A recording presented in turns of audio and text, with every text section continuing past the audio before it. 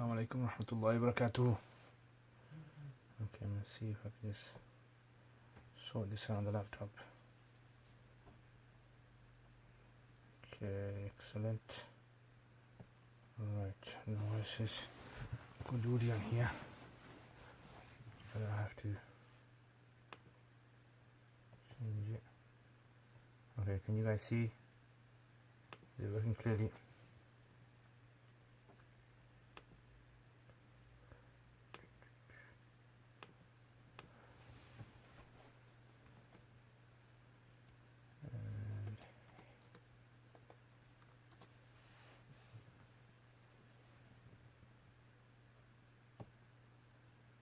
Okay, it should be working now.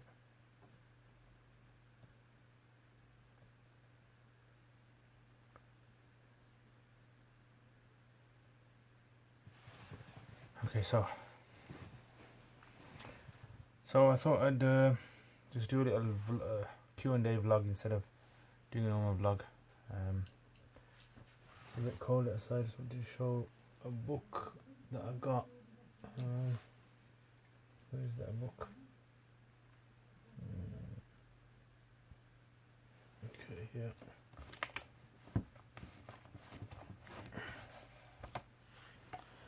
Okay, so this is basically I don't know if the question and answers popping up.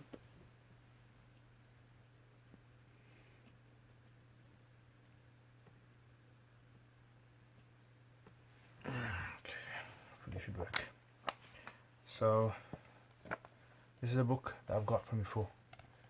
Yeah, so this is it's called Talkhisat al-Ashr. Talkhisat al-Ashr. So basically this is written by Maulana Ashraf Ali Thanwi, and it's got 10 books that he's summarized. So 10 well-known books that are or that were studied in Dawsi Nizami. Some of them are not studied or taught there anymore.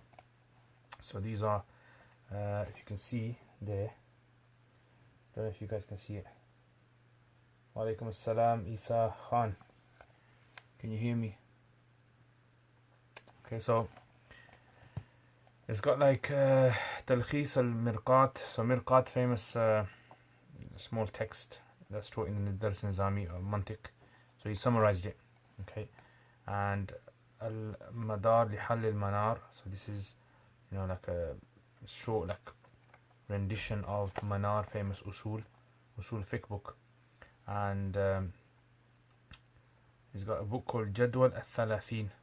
Yeah, so I'm not sure what Jadwal al-Thalathin is. Yeah, I'll have to check what it is. I'll check in a bit. Okay, he's got Talkhis al-Sharifiyya. Yeah, so Sharifiyya, I think this is a book on inheritance, if I remember. I haven't read all this book. I just found it lying around, so I thought I'd just show you guys.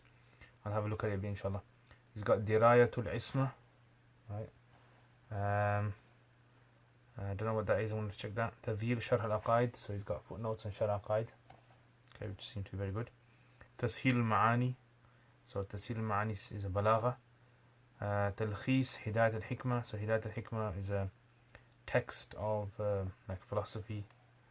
And Ashrat Durus. Don't know what that is. You can check that. Talkhis al-Manar. So one is Al-Madar li Hal al-Manar and one is Talkhis al-Manar. So there's two there he's got. So Manar is a famous Hanafi text. And Talkhis al-Bidayah. So Bidayat al-Mubtadi, Imam Ghazali's book, he's kind of summarized it. So he's got 10 short kind of texts that he's got. So let's just check out the ones I don't know. Talkhis al-Sharifiyya. What's Sharifiyya?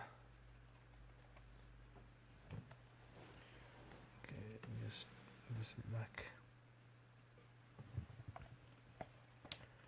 Talkhis Sharifiyya.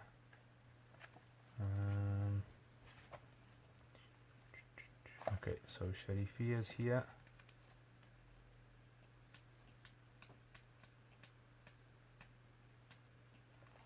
Okay, so Sharifiyya is okay, this is basically a book on debating. Yeah, so science of debating. So he's basically written a book. on that. Yeah, that's it. It's about 3 pages, 3 sides. Okay, that's good. Alright. Okay, the other one I didn't know, Jadwal al-Thalathin. The Jadwal of 30 table. Whatever that is. Let's go and check what that is. Jadwal al-Thalathin. Okay, this is Dirayat al-Ismas here. Dirayat al-Isma is basically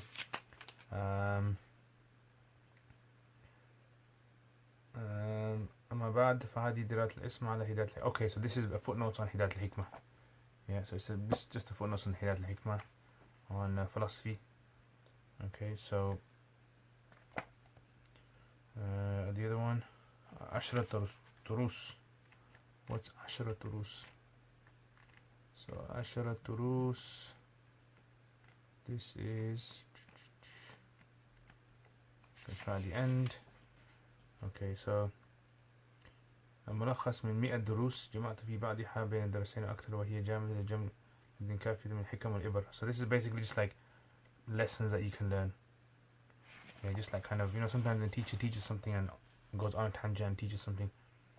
So it's kind of 10 lessons. So the first lesson is about dream interpretation. Second lesson is about, or the first is about the secrets of the laws of Allah. And the other one is about dream interpretation. Third is about ruqa, azaim, taweez and that kind of thing. And the fourth is about writing, you know, fonts, writing skills. Fifth is about hikmah, which is basically wisdom or philosophy. And then he goes on. Seventh is ulum al-dara, beneficial and harmful knowledge. Okay, sciences. So there's some things that you shouldn't really be learning. And number 8 is ilm al-tarikh wa siyar, science of history. These are quite good. Yeah, I mean, if someone is very knowledgeable and taught this to someone, I think they probably would benefit a lot, especially general public. Just generally, kind of before you start studying in madrasa or something, you go through this. Yeah, that's quite good. Okay, and that's that basically. So this is what's that Jadwal al-Thalathin? Still can't find Jadwal al-Thalathin in there.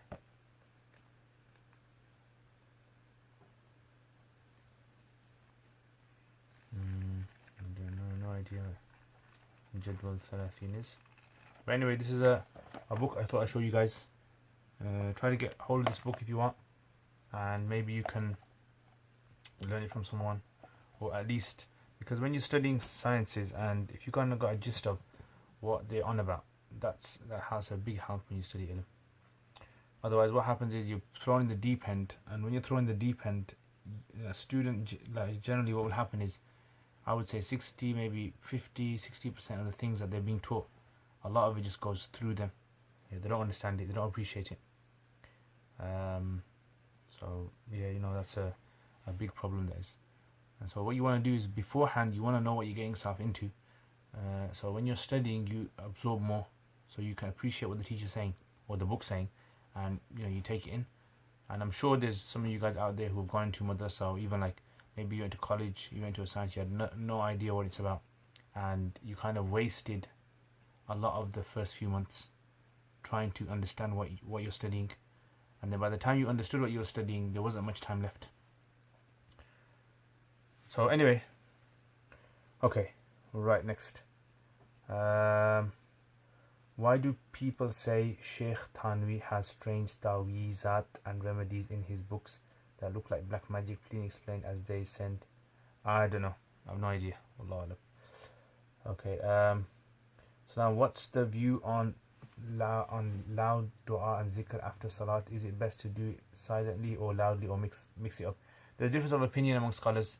Some say that it's preferred to do it quietly, some say aloud, some say aloud is innovation, shouldn't be done unless it comes in the Quran, it comes in the Hadith. And personally, I don't do it loud unless it's something like talbiyah when you go for umrah, or takbirat tashriq. Yeah, so if you want to be on the safe side, just don't do it loud, just do it quietly. But there is that scope, right? Because, you know, there are certain incidents in the day of Sahaba when they, you know, said takbir aloud, or, you know, they did something like that, and it wasn't frowned upon. So there's scope for that. And Maulana Abdul Hayy Laknawi has got a whole book on the issue of doing the dhikr aloud, and his conclusion is that it's allowed. Okay. Would watching football be permissible if the players' aura can be seen, i.e. wearing uniforms that are slightly above the knees?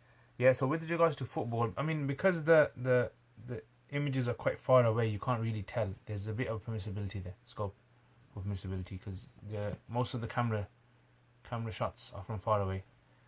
Issue would be from close up, and I mean, personally, I would say is, don't focus too much on the footballer's thighs, yeah, and just watch the match. But again, I mean, there would be scholars that would say no, it's not permissible to watch because of that, and others might say that that's not the main part of watching the football. The main part is, watching the camera shots from far away. Have you thought about electronic reviews vlogs? Yeah, I actually thought about electronic reviews vlogs. Yeah, and I was thinking about getting ordering some things on Amazon, maybe just to review them. So yeah, I'm probably thinking about that, looking into that. That was a good one. I like that idea. Okay, is it 3rd of Feb? Yeah. Oh, inna Allah, you're right. It's the 3rd of Feb. Yeah. Yeah, I can't change it, can I? Yeah. So that's basically what I thought I was going to share with you guys, and I thought maybe if you guys have any other questions, inshallah I can help you with those. And otherwise, generally, I mean, with vlogs, I was watching some vlogs, yeah, and there's this vlog where they actually make these little plasticine things. I think I told you this before. Yeah, and they get so many people watch it, but it's just fuzul, waste of time. But just people like those kind of things. So I don't want the vlog to be like a waste. I don't want it to be something which is totally useless. So reviewing books, reviewing electronic things, this is something which is useful. A lot of people benefit from that. Anyway, any other questions? So back to this book. Yeah, there is actually, those of you guys who want to study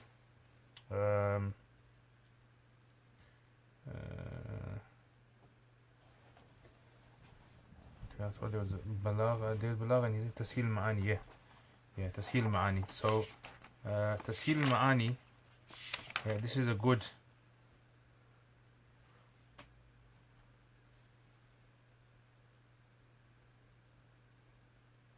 Yeah, this is actually a good kind of summary of Balagha if you want to study it. Yeah, so this is a good one. There are some other books out there on Balagha, like Balagha al-Wadiha, but I don't really think Balagha al-Wadiha is really beneficial. I mean, it's good, but it's just like really kind of basic stuff. But this is quite good. It seems to be فهذا تسهيل شطر المعاني والبيان من النقاية من شرحه للماتن إتمام الدراية إلى البعث. So it seems to be a book. I haven't come across this book before, Niqaya on Balagha, but it seems to be a good book. I mean, clicking through it, it's got some good stuff. A lot of ayats the Quran it goes through. Yeah, so it's got some good topics in there. Actually, it might be a good idea maybe to teach this. Okay, question. I also think madrasa should teach people how to actually be students, because sometimes when a person starts studying in there, they don't. What's that? Sometimes when a person starts studying ilm, they don't know where to start from because there's no sense. Yeah, excellent, very good. Yeah, BizQ, very good comment there. Yeah, I think definitely in madrasa, because I've experienced it with a lot of students. They'll come into the madrasa, maybe their parents sent them, maybe they came on their own, and they have no idea of what they're getting themselves into. They don't even know how to study, they don't know how to revise, they don't know how to go over the notes, how to make notes, what things to listen for in the lesson, what kind of questions to ask, what kind of things are not important to ask, and what kind of things they can study on the side as well. So I think, yeah, you're right, definitely. A person should study these kind of things, and it should have like an introductory course, yeah, before you start, an introduction to it. I mean, I don't know your experience. Have you studied in madrasa? Have you been through this? Yeah, and I think that's in everything in life really. You need like a little introduction to it. Okay, if put gel at the front side of my hair, 1/3 of the top of my head, and 2/3 of the head and the sides of my head hair don't have gel on, can I do masa for wudu just on the other? Yeah, you can do masa on there, that's fine. Going to Hanafis, masa on 1/4 of the head is necessary. And if the gel, I mean, if it's thin gel, if it's not like thick, if it doesn't create a coating over the hair, then it's fine. You can do masa over that. But if you don't want to touch that part of the hair, it's gonna get messed up, then you can do it on the back side of the hair as well. Same with, like, for example, women as well. If a woman's got, you know, a scarf on her head and it's difficult for her to open it all again, she can like put her hand at the back of her hair and just like, you know, do masa of the back part of her head. That would be okay as well.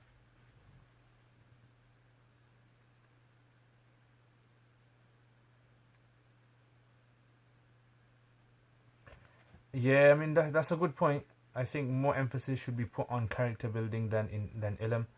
You see, personally, I don't think that personally, because I think a madrasa should be a place like a university where you're learning knowledge. There should be tarbiyah there, definitely. Tarbiyah should be added in. But see, the problem now is that, I mean, in England, this is the case. I've seen this a lot, where a lot of people are sending their kids to madrasa. So madrasa is now like a kind of school for them. So they're learning their life skills whilst they're learning knowledge. Whereas generally, madrasas, the ilm that you're studying, there's not enough time to teach them life skills as well. So life skills are something they should have known anyway. So it's like you go to college or you go to university, they're not going to teach you life skills. They're going to teach you the science. So what's happening with the madrasas is that they're focusing so much now on tarbiyah and they're lacking in ilm, that you'd get someone who qualifies with the name alim, Maulana or Mufti or whatever, but they won't know knowledge properly. They won't know how to, discuss issues with other people face to face.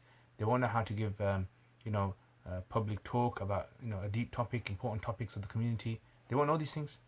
That's a big problem to me. That's a big problem, that is. So you're right. I mean, there has to be character building, but I think you're talking about those madrasas which are kind of part, school, those kind of madrasas. Otherwise, in reality, madrasa is a university. That's what it is. And when someone comes to a university, they want to focus on the academic to build the academic skills. With that, obviously, without a doubt, there has to be an element of tarbiyah. Yeah, teaching them manners and they learn that from the teacher as well. Yeah, it's like, it's like a kind of on the side byproduct of the ilm, learning from a teacher. But I mean, it's fine. I mean, I haven't really kind of done a survey of all the madrasas, so it's not fair for me to say that all madrasas are like that. There's madrasas out there I know which focus a lot on ilm. There's some that focus a lot on tarbiyah. There's some that strike a balance. So it's difficult to say. But personally, I'm against children madrasas. I'm against madrasas that start off alim courses at the age of 11, 12, 13. I'm against those. Because I don't think it really kind of, creates any strong ilm. It's just like a babysitting kind of thing, really. True ilm kind of starts off when the student has some sort of like academic thirst for ilm. Yeah, that's when it starts. Okay. Okay, do you have an extensive library? No, I don't have an extensive library. Don't have many books. A lot of my books, I have PDFs, online books. Yeah, because the books are quite expensive. And it's just not enough space to put them.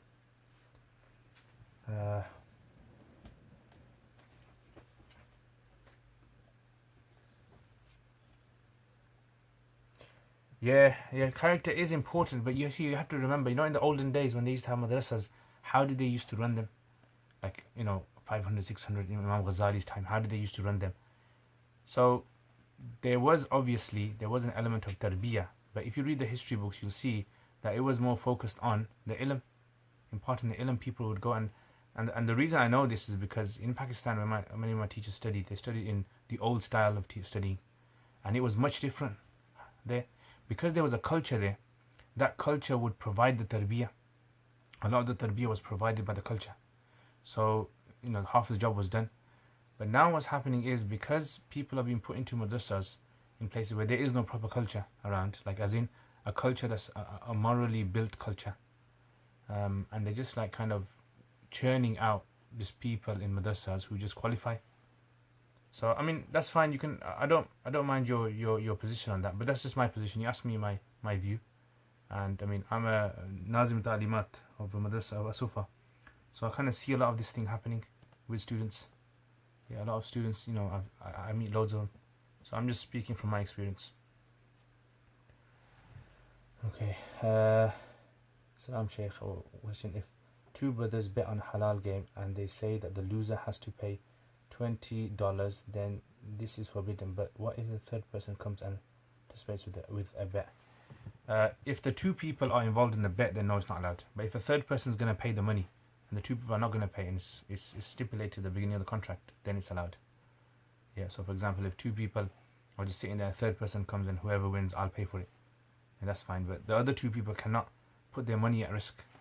It's all to do with risk, basically. So as long as your money is not at risk, then you're not betting. Okay, would this scenario be allowed, and what if there are 6 people and one is not betting? Yeah, again, so for the 5 people that are betting, it's not allowed for them. Yeah, for the one person, it would be allowed because he's not really putting any money or anything.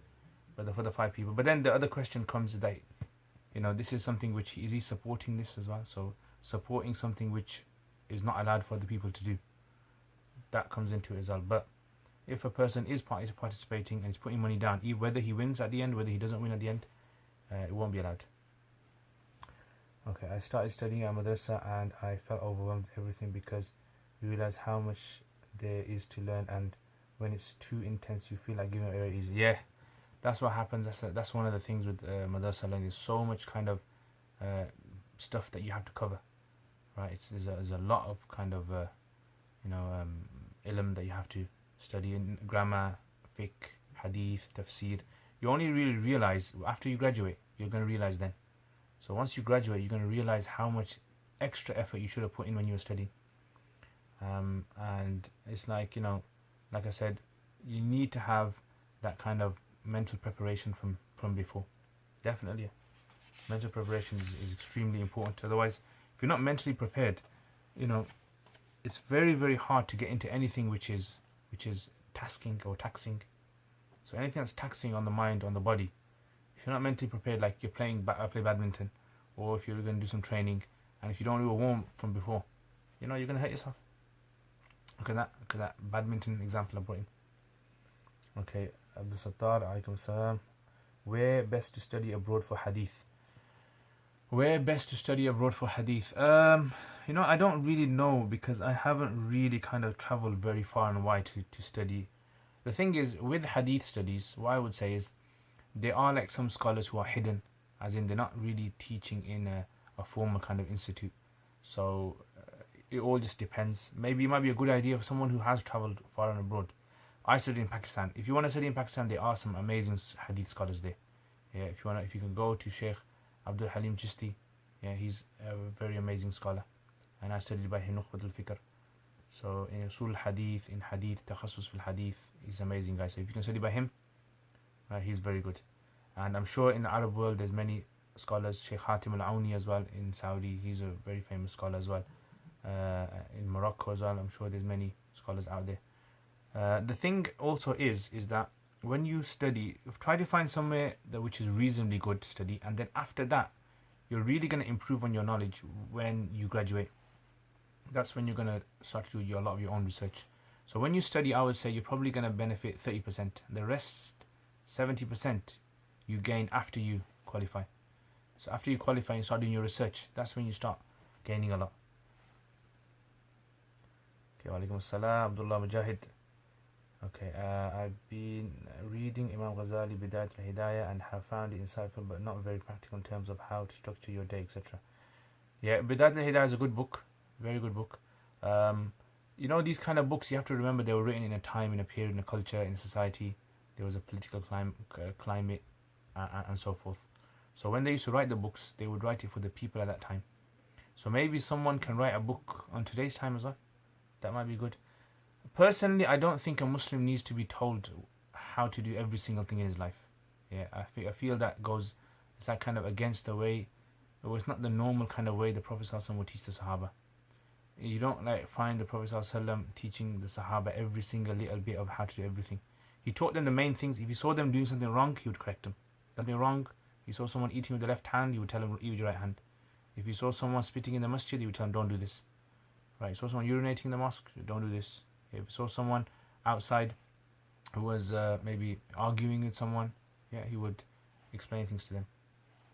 So personally, I think that's the kind of about it.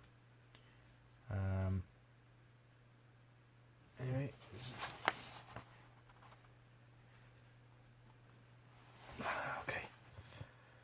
okay. Next question: How to clean dried najis from a carpet and the carpet is stuck to the ground, so can't pick it up. So if you got carpet that's got impurity on there, all you have to do is get water and spill water on it, wash it, and as long as you washed it several times and you dried it with something dry like a dry cloth, then that should be enough, inshallah. Yeah, that's basically the main thing. That's what you need to do.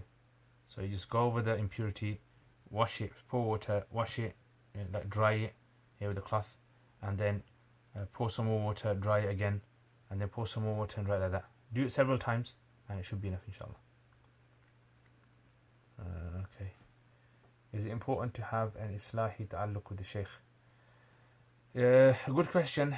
Islahi ta'alluq, basically, should a person have some sort of like spiritual connection with the Shaykh? What a person should have is, they should have good company. That's the biggest, most important thing that they should have. Good company. Whether that's a Shaykh, whether that's a teacher, whether that's just, someone you look up to in the community. Yeah, sit with them, visit them, meet them, speak to them, ask them some advice now and again. I think that's a very important thing. As to have like a specific Shaykh who tells you everything to do in life, I don't think that's natural. Yeah, I don't think that's natural.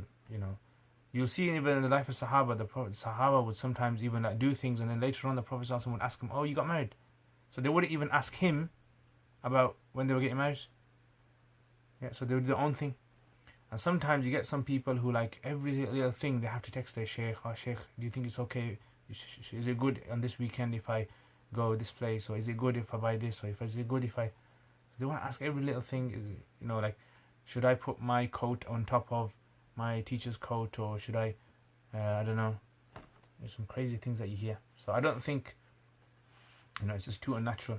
You gotta be a bit natural. So having having a ta'alluq, having a connection with a pious person is very important. But remember this as well: not every graduate of a madrasa, not every Maulana is someone who can guide you in life. There might be someone who spiritually can help you improve yourself, definitely. But like, you're not gonna go to your Shaykh and ask him like things. "Oh, Shaykh, my car's tires popped. Yeah, what do you think I should do? What's the best way to kind of deal with that?" Yeah, you don't ask your Shaykh, probably won't know. Or even he might not even know. He might not even be strong in some like areas of fiqh or in hadith or tafsir. Okay, so just be careful who you ask your advice from. That's what I would say. What's the role of books in the absence of a Shaykh tutelage? Okay, the role of books basically is that the knowledge which has been passed from before, you kind of carry on. So it's like basically, imagine you don't know how to bake a cake. Yeah, and you use a recipe book. You've never ever seen how a cake's been baked, and you just use a recipe book to learn how to do it. You'll make so many mistakes. Yeah, years and years of mistakes, eventually, until you kind of improve yourself. So the same way that if you study a science without a teacher, what's going to happen is you're going to make so many mistakes that you're going to spend years in mistakes, and then maybe in the end you might be correct. But with a teacher, you kind of fast track everything. So when you make mistakes with your teacher in a short span of time, you basically kind of learn the main kind of fundamental things of any science. And the teacher will correct you all the way, will tell you what's right, what's wrong. And now when you read those books, you'll find it very easy to go through it, navigate through those books.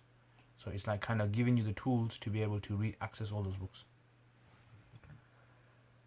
Okay, what kind of intention should one have to keep them motivated and going with studies? Okay, the main motivation that I had, yeah, everyone's got their own motivations. Yeah, just like when people accept Islam, everyone's got their own motivations in the time of the Sahaba.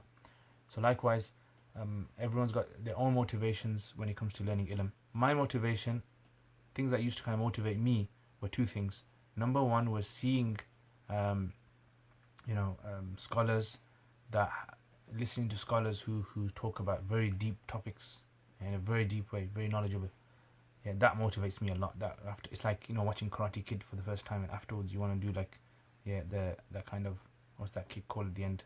That eagle, is it the eagle kick or something? Yeah, you want to do that, or Superman, and then you fly around the house. When I listen to like someone who's very knowledgeable, I just feel like I've got to start reading a book. I've got to start learning more about this. And the second thing I found very, very useful was being in contact with someone who is very knowledgeable. Yeah, learn from them now and again, ask them questions, visit them, and that's how I kept motivation, because their motivation spurred me. So when I saw them motivated, and when I saw them doing like serving the ilm of deen of Allah, it made me feel as though I feel like doing this as well. Yeah, it's just like if you have someone to look up to, basically. That's the two things that help me.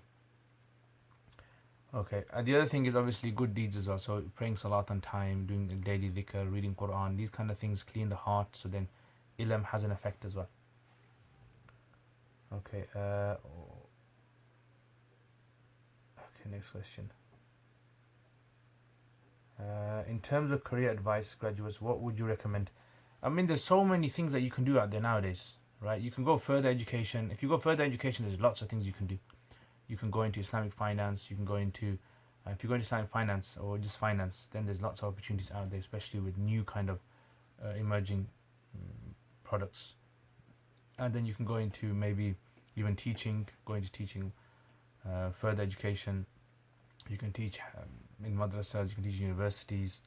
You can go into research as well, doing researching. You can become an imam. You can teach at the local mosque. You can teach in a madrasa, maktab. You can teach Arabic as well, to start an Arabic institute. You can go abroad and you can further your studies abroad as well. So there's like so many things. I know so many people who graduated and they're into different things now. Yeah, all sorts of things. One of my friends, he's a PhD now. He's got a PhD from Malaysia University, and he's basically one of the leading world experts in cryptocurrency.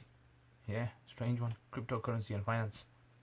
So I mean, he has to travel around abroad a lot, giving talks to people around the world, and advising people as well. So if you're into that kind of stuff, it depends what you're into as well. Remember, if you're a quiet person and you don't like traveling and you don't like, a lot of public speaking, then you might not be into that. You might be into maybe researching, reading, writing books, editing books. So it all depends. I don't know. What kind of things do you like? Okay. Assalamu alaikum. Do you have a plan to continue Tarkeeb, what you have already put on YouTube? Surah Yusuf. I do have plans for it, but the problem is time doesn't have plans for me. Yeah, so because I'm just so busy in the kind of things I'm doing. So, I mean, to make one of those videos, like the videos I was doing on Surah Yusuf, it was like, it probably took me preparation. I'd have to probably prepare maybe half an hour before, and then whilst I'm doing it, I might have to edit it, several times, because you make so many mistakes, like technical mistakes sometimes with the camera or with the computer or with the speaker or just with the writing or anything, or someone might just phone you, gets disturbed. So that's the problem with these kind of things. So I mean, if honestly, if I could dedicate this just purely making these videos, and I would have done the whole Dars in Nizami. And I think I probably could do it maybe in 4 years. In 4 years maybe, or maybe in 5 years, if I dedicated it full time, doing nothing else, I could cover all the books like I did in my Quduri course. All Arabic Nahu, Fiqh, Usul Fiqh, Hidayah, even with big books, like maybe sections of big books like, Radd al-Muhtar as well, advanced books with Bukhari, Muslim. It's something that can be done, but it just requires time, and just that's it. So I mean, I could have done that, but make dua inshallah. Maybe if I get some time in the future, yeah, maybe I'll start that again. Okay. Is it okay if we listen to subliminal affirmation? What's that? If you can explain what subliminal affirmation is. Okay. What's your opinion about online alim classes? Personally, I don't think online alim classes do justice, and the simple reason for that is because two things. Number one, the student gets demotivated very easily, because you're like watching a screen, you're not interacting. And when humans don't interact, a lot of them shut off. And the second is, there's some sort of a spiritual thing about being in the presence of a teacher. Yeah, being there in front of the teacher, it has an effect on you, because I don't know, so you can't explain it. That's my experience, what I found. So I'm not really keen on a purely online alim course 100%. I think there should be an element of meeting your teacher regularly. Maybe have many lessons, maybe like 50% of the lessons online, or 50% of the lessons you sit with your teacher and learn from them. That might be a good idea. Okay, do you think it's a good thing to memorize matan in every ulum in order to have firm grounding in that subject? I used to think, personally, my teacher said, just tell me to memorize one matan. I actually started that, yeah. So I memorized so much of Quduri, I memorized so much of Hidayat al-Nahu, I memorized all these books. Big sections of these books, not all the book, but big sections. But then I forgot it afterwards, because you have to keep going over it, just like Dawr of Quran. You got to keep revising it again, and you don't get time to do that. So what I found is that if you summarize a text in like a kind of chart, or maybe in some sort of short kind of notes, in whatever way you find easy, and you keep going over those and you teach it to someone else several times, that just sticks in your head. It sticks in my head. So I find that more beneficial than going over text. And the second thing is, if you're going to become like an expert later on, if you're going to train as an expert in a particular science, no need to memorize any text, because that text will automatically be repeating itself time and time again, and you'll know everything it's talking about. That's my personal. I don't know. Maybe if you got a good memory, go for it. Memorize. You're welcome, brother Abdullah. Okay, Roots is it true? My name's not Roots. My name's Liaquat. Yeah, not Roots. Roots is the name of the channel. So, but it's a cool name though, Roots. Yeah, Roots. Is it true that you like trannies? What the hell? Okay, men that dress up like women. Inna lillah, na'udhu billah. I remember there used to be loads of those in Pakistan when I was there. Yeah, they used to be like, they never used to come up to us. They normally come and they ask for money. Yeah, but there's there's loads of them there, guys. So, that's the thing that rocks your boat. Okay, what is the best subject to do takhassus in? What subject are you interested in? That's the main thing. Yeah, I'm interested in fiqh. That's what I did in fiqh. But if you're interested in Quran, you do in Quran. If you want to do in hadith, or even Arabic adab, Arabic literature, or even history, or whatever you want to do in that. Okay, do you venture outside the Hanafi madhhab, or are you staunch and die-hard? This is not posed to create division, simply to appreciate your scholarly endeavors. Okay, so basically, when it comes to, for example, Hanafi, there isn't like in Hanafi, to my knowledge, there isn't like when you study, where it's like an option here, and it's like on the screen when you have an option, what do you want to become? Staunch Hanafi, modern Hanafi, mixed madhhab Hanafi. There isn't anything like that. So basically what it is you have Hanafis, you have certain tendencies people have. Some people might be inclined towards maybe sticking to purely just what certain books say, and they don't want to look in what the footnotes of another book say.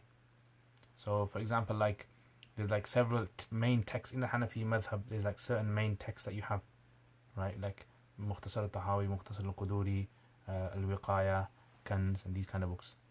And these are the ones, the matans, and then you have commentaries on these, and then you have the footnotes on these. So these are all books that are based upon the early books written by Imam Muhammad from his teacher Imam Abu Hanifa. So when you basically want to become an expert in the Hanafi madhhab, what you have to try and do is you have to try and read the earliest books that we have, and the books that were written later on by the Hanafis, and you have to try and make a big picture of what the Hanafi madhhab is all about. Alright, so basically, if your reading is very less, that means your window of vision of the Hanafi madhhab is going to be very restricted. So this is why your opinions are going to be limited. But if your vision of the Hanafi madhhab is very wide, and maybe you see that based upon these kind of issues that were mentioned in this book and that book, that in today's times we can take this opinion for this, then there's more scope. So I would say the Hanafi, a Hanafi who doesn't really kind of do a lot of research, that's problematic Hanafi. A Hanafi who does a lot of research but is not willing to look into what the other Hanafis have said in history, that's also very problematic. And thirdly, a Hanafi who is a very loose Hanafi, as in he doesn't stick to any sort of principles, that's also problematic Hanafi. So you got to kind of build a kind of some sort of bridge, I would say. So personally, I mean, I don't know what category to put myself in. Yeah, I basically look into the Hanafi madhhab, I'll research it, I'll ask other Hanafis, I'll go into the most earliest books I can find, and I'll try to find out what the early scholars said, and in today's times, how that can apply in the best way possible. That's how I see. Yeah, so I don't know what category do you put me in there. Yeah.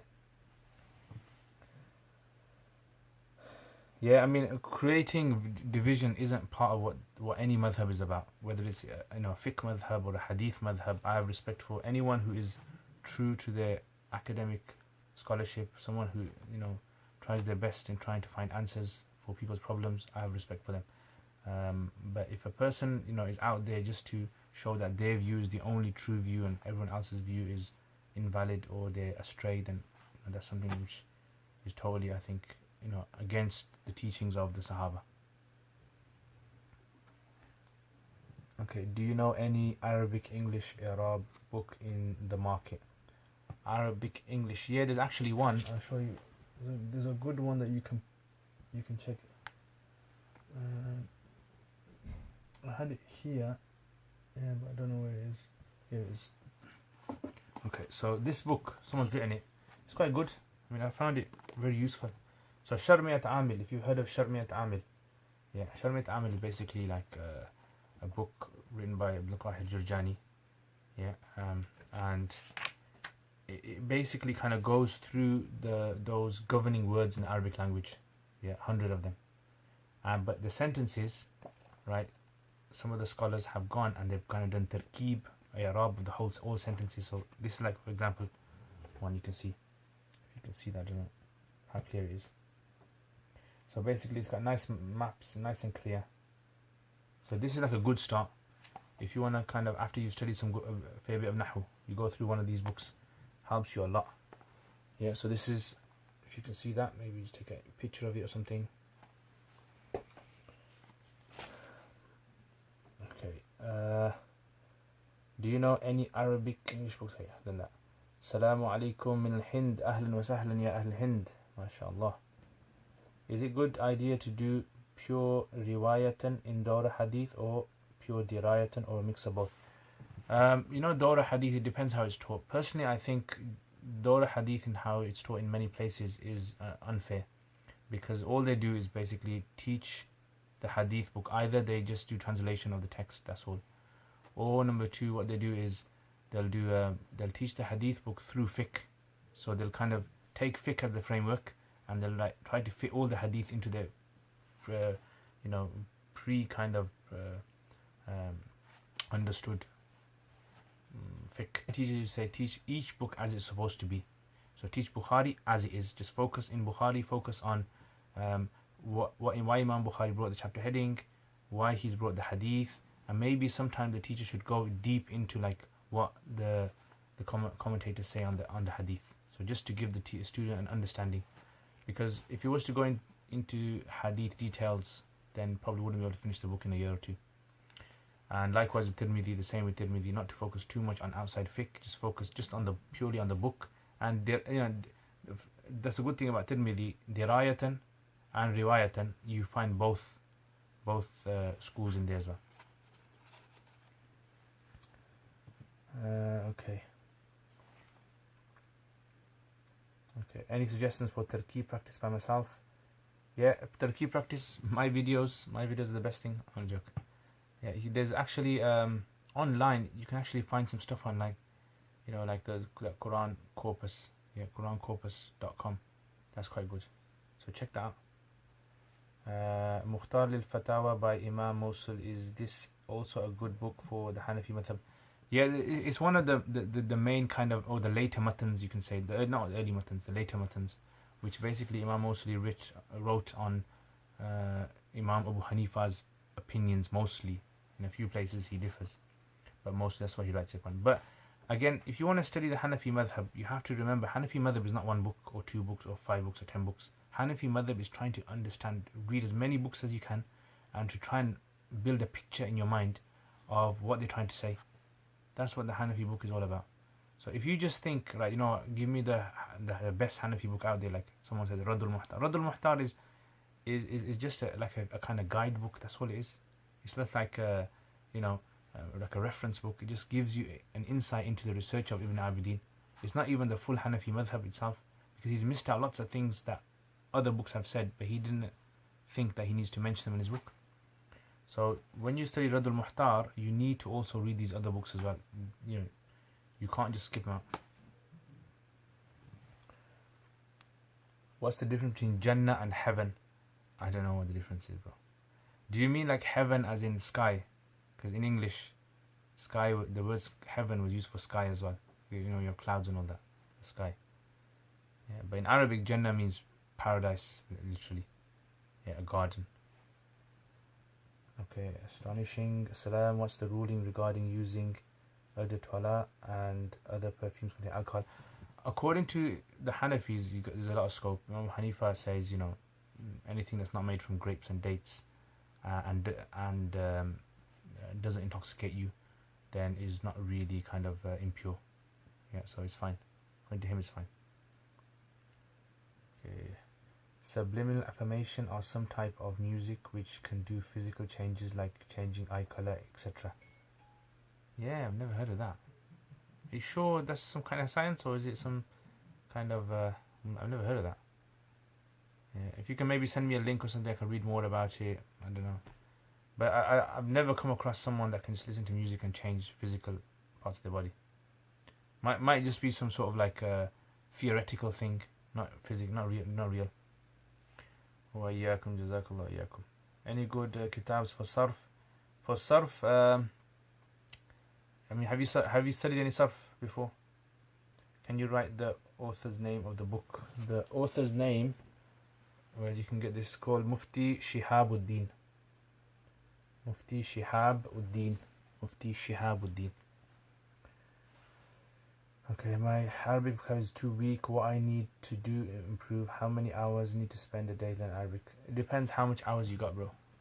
The more hours you've got, the more you can give. The less hours you've got, the less you can give. Yeah, so I would say if you give every day 1 hour to speaking with someone in Arabic, or if reading a book and trying to find out what the words mean, then 4 or 5 months down the line, your Arabic is going to become very, very good. Yeah, but you have to put that time daily, every single day, 7 days a week. Okay, there's YouTube channel purporting to champion the Hanafi fiqh, yet engage in ad hominems clearly and evidently creating a toxic atmosphere. Yeah, you get that. You get that with every madhab, really. But I know I've seen that channel, and there are things sometimes on there they say which are totally wrong. Yeah, because it's like kind of sometimes saying that this is the only way and every other way is wrong, and any other scholar that has done contrary research and found contrary results, their results are wrong and we're only right. I think that's wrong, guys. So you get that with unfortunately everything. Yeah, you get that with some Hanbali channels as well. Yeah, that are very harsh and staunch, and will say certain things about other madhabs as well. And sadly, that's just the way us Muslims have become nowadays. May Allah, how guide us. Okay, wa iyyakum. Okay, min kunuz sarf. Min kunuz sarf is good. Yeah, you don't need to focus too much on sarf. After min kunuz sarf, if you mean min kunuz sarf and ilm al-sigha basically are roughly the same thing. Ilm al-sigha has a bit more extra things in there. Study ilm al-sigha after that, or maybe you can study something. You go through practicing in the Quran. There's a book actually. It's called. 1 second, let me check if I can find. It's basically the Quran, basically, and Tahleel al-Quran is called, something like that. So it goes through each word in the Quran and it kind of breaks down for you the Nahu and the Sarf for each word. So you get more practice. You need practice. That's what you need. Yeah, that's what you need. You need practice. Okay, drawing full picture of animate being a haram, but what about possession them because sometimes good books have pictures in them. Can I keep those books and buy them? Yeah, you can keep books, it's fine. The thing, the scholars generally mention that adoring or revering pictures is something which is not allowed. So hanging them on the wall and adoring them, that's what's not allowed. So having them on the floor or having them as a book which you don't really kind of give respect to, like you would give respect to a human being, then it's fine. What's your diet? You seem very healthy, mashallah. Would you recommend a Muslim diet? Yeah, my diet is basically I eat twice a day. Yeah, that's what I do. I have breakfast, tea, maybe sometimes toast, sometimes egg. I don't have sugar in my tea. I eat in the evening. Yeah, again about 5, 6 o'clock, 7 o'clock sometimes. In the afternoon I might have some, maybe a scone or something, maybe have some fruit or some nuts, and that's it basically. Maybe just sometimes go out, have dinner with some friends. Yeah, some random, like last night I was out with some friends and had some food, which is some, seekh kebab and all that stuff, man. It just kind of got to me. But besides that, I do a lot of badminton. I used to do a lot of training, and that's it. I think it depends on lifestyle, metabolism, and all that kind of stuff as well.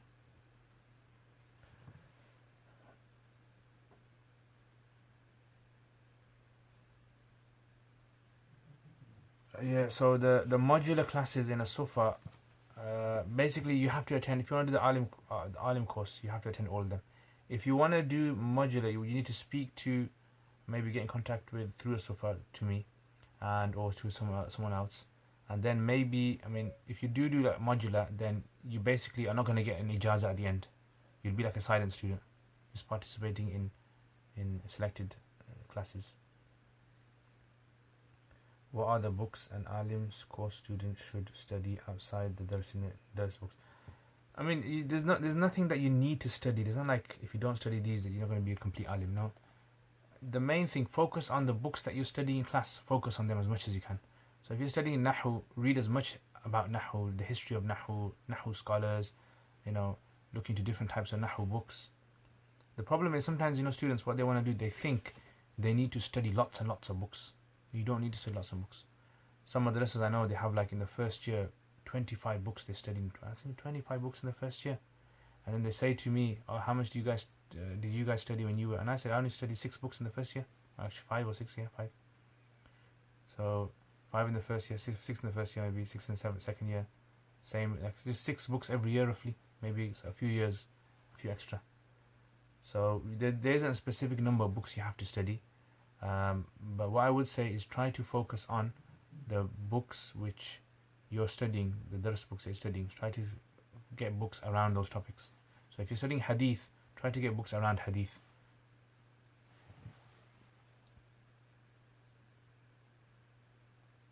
Ameen. Jazakallah khair. Home education. Jazakallah khair. Jazakallah khair. Alright guys, if there's no more questions, take care inshallah. Thank you very much for coming on tonight, guys. You guys have been my entertainment, and I think I'm going to be your entertainment as well. What do you guys think of that new Turkish series that I've heard that's come out, Urtugal? Have any of you guys seen it? Any of you guys recommend it? Okay, in terms of teaching methods, which method do you feel is most effective from your experience? Teaching methods, it all depends on what book. I personally think every book should be taught in its own way. That's why I think there's not like one way to teach everything. So Nahu should be taught in its own way, Sarf should be taught in its own way, even like Fiqh should be taught. Personally, I think, stuff like Fiqh, you need to kind of make the students speak a lot. A Fiqh class has to be a class where the students are going to be questioning the teacher. You got to throw questions at them, they got to throw questions at you. That's how Fiqh is created. So I think that's important. Some of the books, what I do basically is I don't teach them. I get the students to do all the preparation for the lesson. They explain the whole lesson to me, and then I correct any sort of mistakes they make. I correct them. That's what I do in the advanced lesson classes, and I think that's one of the most beneficial ways of teaching, because it makes the student more engaged. The student every day has to know that the teacher's gonna listen to his lesson. So it's like, imagine you have to give a talk, you have to be prepared from before. Otherwise, if the teacher is going to spoon feed the student everything, a lot of the students go to sleep in class or shut off and don't pay attention. Whereas if the student's prepared, then the teacher can just like throw in a question and the student has to be ready to answer that. And the other benefit of that, because I remember every time some of my teachers used to do that. So whenever I used to prepare a lesson to teach it to the teacher, that lesson I always, even till today, I can still remember that lesson. Yeah, most of that lesson. Alright guys, so Jazakallah khair guys, remember me your du'as. And I mean, the point of this question and answers is, look, is not that all my answers are the correct answers. This is just my view, yeah, so the answers I give you guys is just something to help you guys. So this is from my experience, I answer you. You know, you guys might find another scholar who gives an answer which is more correct. Maybe you might find that to be more correct to follow, or you know, some advice.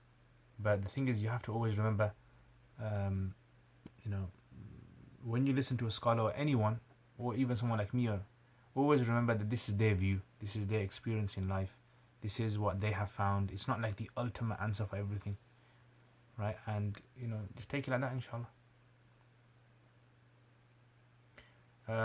PDF, do I have a PDF? No, I'm sorry, I don't think I have a PDF, you know. I mean, if you Google it online, the study of the study is called The Study of the Formation of Sentences from Words. Okay. Sheikh, Sikh kebab, now you tickle my taste buds. Yeah, Sikh, it depends on it. Some Sikh kebabs are good, some Sikh kebabs, you know, the next day make you go to the toilet. Okay, do you have... Jazakallah khair. Okay, so that's the name of the book. Ya Allah.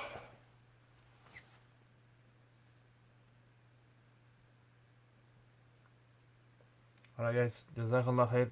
Assalamu alaikum wa rahmatullahi wa barakatuhu. Ya Allah.